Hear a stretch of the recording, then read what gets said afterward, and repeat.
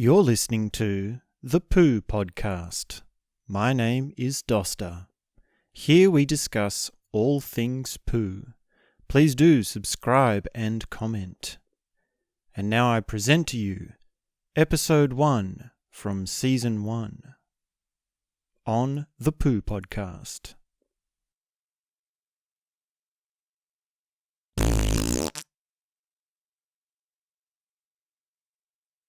This one time I was driving around and I felt the most incredible poo coming on.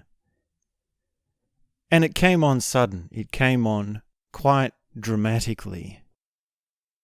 And of course this was at a time in my life when I was not eating so well, and in fact it's some indication as to how your health and diet and general stress levels are, as to how good your poos are. And needless to say, this was a time in my life when I wasn't doing so well in many of those domains. And this poo came on sudden, and I was driving around and I thought, well, what am I going to do? This is turning into quite an emergency. So I called up my girlfriend at the time, because her place wasn't far off, and I said, "Where are you? Are you home?" And she said, "Yes." And I said, "Oh, okay, can I come over?" And she says, "Well, yeah, sure, anytime." And so I thought, great, I'll go over to her place and I'll get this business over and done with, because it's becoming something quite pressing.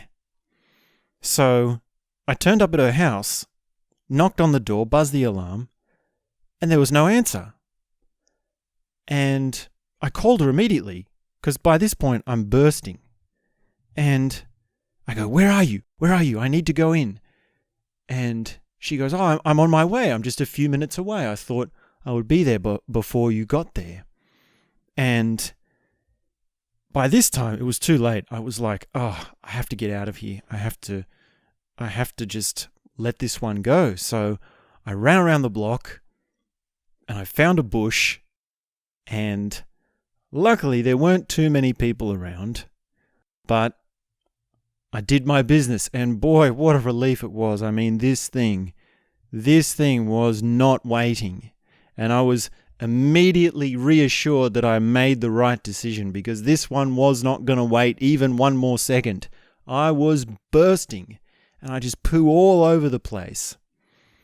And I thought, okay, well, what am I going to do to wipe my ass? So I used my sock. And that's not entirely out of the question. You know, that's a thing that just happens in these sorts of emergencies. You use your sock. You have to sacrifice a sock to the cause.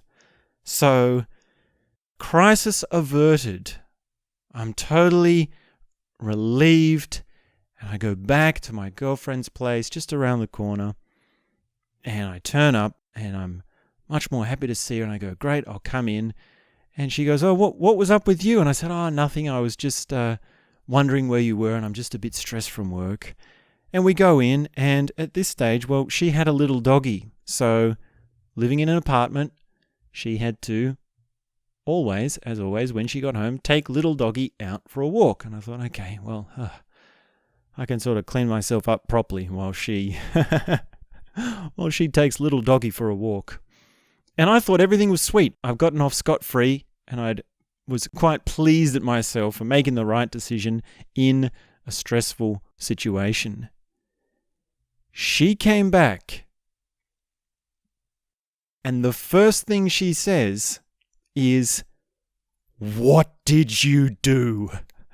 What did you do?" And I thought, What are you talking about, right? I'm just trying to deny anything, even though I'm sure I'm a terrible liar and there is no way I'm getting out of this.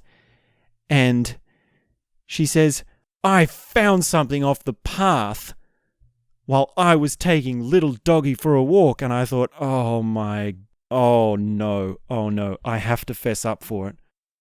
And I thought, okay, I'll fess up to it. "Look, I'm sorry. I had to do this. It was an emergency." And she goes, "Well, this explains why you were in such a hurry to get into the apartment when you called me the other time." And I thought, okay, well, I have to fess up to it. And I just thought, okay, well, is there any way I can deny this before I really go through with actually admitting? And she goes, how did you wipe your ass? Show me your shoes. Show me your sock. And I pulled up my pants to reveal that one sock was missing. And then it was quite clear, hey, there's no way out of this. So I thought I would admit it. And I thought, well, okay, I'm sorry. It was an emergency, right? I did it the best I could. I did it out of the way. I didn't think you would know. And it's just, look, it's my mistake. And then she looks at me and she says, little doggy licked your poo. That's how we found it. He could smell it and he licked it. And I go, oh my God, little doggy. Why would you do that? Why? Oh my goodness. Why couldn't you have just gone away from it and not even seen it? I would have been completely off the hook. So there was no way out of that. And I got absolutely pinned for it. And from that day forth, me and this little doggy were known as Poo Brothers, which I guess is the kind of equivalent like when you're in a playground and you're friends with someone as a kid, you have spit brothers. And then on another level, you have like blood brothers. So when you spit in your hand and you mix your spit with people, with your friend, then you're a spit brother. And when you have a cut or something and you cut yourself, then you're blood brothers. And I thought, well, this was the equivalent except for poo. And her suggestion was to make it mutual and to actually solidify this poo brotherhood that I had with this little doggy. I should lick little doggy's poo. And that was my punishment. Thanks very much for tuning in. That's the end of this episode. We'll be back very soon with more. Bye for now.